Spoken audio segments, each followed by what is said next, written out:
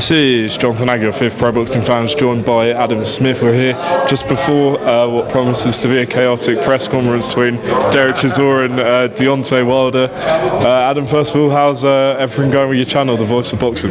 Yeah, we're enjoying it. Andy will be here soon. Content's flying out. We're in Newcastle last week, Liverpool this weekend. Obviously, press conferences, and we're just trying to get around as much as possible to fighters. Great lot of fans in Newcastle as well. We have a fans corner, and it's great being in and amongst them. They absolutely loved it up there, supporting Josh Kelly, of course, who became a world champion last Saturday night. And very much enjoying working with Andy, and The Voice of Boxing is flying. And thanks to our sponsors and everyone that supports us. Yeah, that's The Voice of Boxing on YouTube. Check it out. Adam, we've just heard through a few people that were there that Deontay Wilder walked out of an interview with Simon Jordan and Talksport over to some Tyson Fury questions. I believe that's going to be out later today. But are you surprised? I mean, I swapped messages with Deontay a couple of days ago, and we're pretty close. We go way back, and he seemed in great form and very much looking forward to his trip over. So I can't wait to see him imminently for the press conference. I've heard the stories too. From my good friend Spencer Oliver. And look, moods change, don't they, with fighters? That's why we love Deontay and Derek. They're such a wonderful double act duel for this fight. That's why we're here. April the 4th is going to be a throwback, 100, the century, 50th fight each, and it's a 50-50. It's a really good, solid, exciting heavyweight battle, and you're going to get some fire in the build-up, and you get plenty of fire on the night in the O2. So let's see what happens when they come today. Maybe Deontay's calmed a little bit. Maybe we'll get some more spice. Maybe it'll be Derek's turn. Who knows? They're unpredictable, these guys, and that's why we're entertained and we love them. I mean, with Deontay, obviously the Fury fight was quite a few years ago now, but he clearly still holds some gripe about what happened and everything else. But do you think, with the fact that Fury's coming back, potential fourth fight, who knows, is that maybe some of it that's motivating him? Of course, there is always that with the subplots and the twists and turns that happen outside of the squared circle too. They had a wonderful trilogy, and they'll be forever entwined in history together, Wilder and Fury. But of course, Derek fought Tyson Fury 3 times as well. Tyson's the man in the middle of all these. I can't believe the two of them, Deontay and Derek, haven't fought before. But yeah, look, it's he lost that last fight. It was one of the great fights, I thought, the third one. And the question really is whether Deontay has been the same since that trilogy fight. He had those losses to Parker and Zhang. He's had a comeback win. He looks in a better place now. He says he's in fantastic fettle, and he's looking for a win here and then maybe a shot at Usyk and trying to become world heavyweight champion all over again. I think what Calais says here is the loser really doesn't have anywhere to go, unless it's a great fight and you do it again. But a win is all important here. We don't know whether it's Derek's last one. He keeps teasing us, 50 and out. But if they throw him a world title fight at the back of this, if he wins, then I'm sure we'll see Derek again. But listen, let's just wait. Let's enjoy April the 4th. It's a cracking fight. It's unpredictable. Yes, they're at the back end of their careers, but they've got everything to fight for. And there is some riches ahead for the winner. And there's a really entertaining night. April the 4th, the O2, very, very rarely fails to deliver, doesn't it, the O2? We're there for Wardley and Parker, weren't we, at the end of the 2025. We've been there for Dillian White and Derek and so many other great nights. Kelbrook and Golovkin springs to mind, and huge amounts of others. Clifton Mitchell just coming forward, what a heavyweight he was back in his time.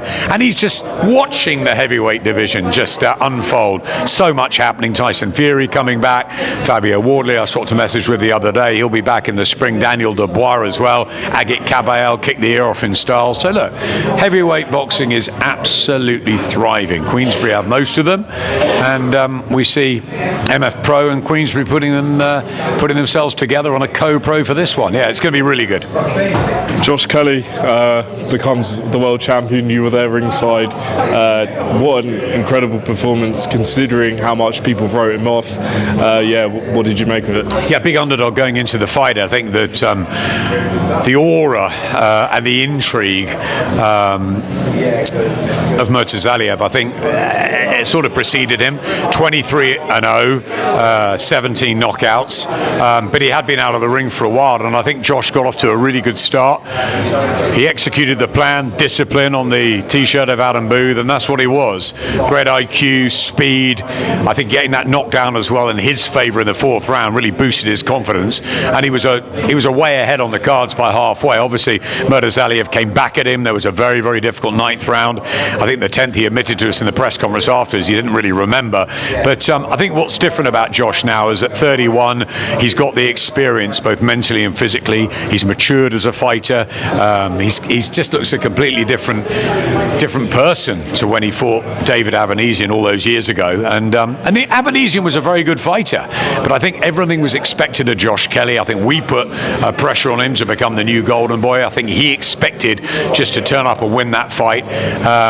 He's struggled. He's had his battles of anxiety and difficulties out of the ring. I couldn't be more pleased for a guy who's had that resilience to come through in really tough times and have his crowning moment in front of his Northeast crowd. It was a close fight, but he deserved to win it, and I'm really pleased for Josh. And look at him now, Stadium of Light possibly in the summer, and he can reap his rewards. And he's been in the business 20 years. He's been around a long time, Josh Kelly, and so has Adam Booth, and they won it together. It reminded me a little bit of when Ricky and Billy won together when Hatton beat Sue in Manchester, and the emotions just poured out of both Adam and Josh afterwards. A very, very tight bond between the pair of them, and I was delighted for the two of them.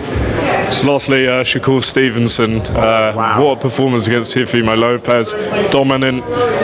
What did you make of that? I get a lot of predictions wrong, as you well know, but I was very, very confident of Shakur winning that in some style. I worried about Teofimo Lopez's style. I worried about the way he begins fights, and unfortunately for him, Shakur just dominated. He had a brilliant jab. I thought his ring IQ is so impressive, and his confidence just grew and grew and grew, and the smile on his face, and he went about his work almost effortlessly at times. I thought he was brilliant. A 4-weight world champion, straight into that top 3-4 pound for pound list, and he's going to be a very, very difficult guy to beat. Obviously, he called Conor Benn in the ring afterwards. Seems like everybody wants to fight Conor Benn. Ryan Garcia, Josh Kelly, they all want him. Someone's going to get him. Maybe they'll all get him. But we know Conor is entertainment on a stick. So he'll provide value wherever he goes. Ryan Garcia's got a big fight to get through first in a couple of weeks. The world of boxing's alive and well, isn't it? It's in a fantastic place. Really good. Our 6th world champion, Josh Kelly for Britain. Shakur Stevenson announcing himself as maybe the heir apparent to a Terence Crawford, with one of his heroes, Pernell Whitaker, being the other at ringside, Terence. And really, really great to see Shakur. I've long been an admirer, and he's getting his props that he fully deserves. As for Teofimo, he'll come again. An elite fighter himself, but beaten by the better guy. Do you believe Conor Benn's ready? Froch says he needs a bit more experience before fighting a Shakur, but he's obviously a lot bigger than Shakur. Do you believe that Conor's ready for that step up?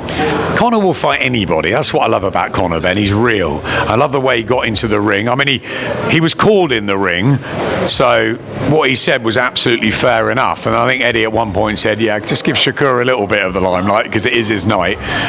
Conor loves to disrupt, doesn't he? And I think on the back of his performance against Eubank Jr. in the second fight, he's proved himself as one of the guys to beat anywhere around that sort of weight class, but he still wants to get his hand on a world title. So let's see what happens with Barrios and Garcia, see if he can get that shot, or against Rolly, see what happens with Conor first. I think Shakur's down the line, but I thought it was great entertainment after the fight. Okay, Adam, press conference about to begin for Chisora Wilder, so appreciate your time, and I'll speak to you soon. See you soon.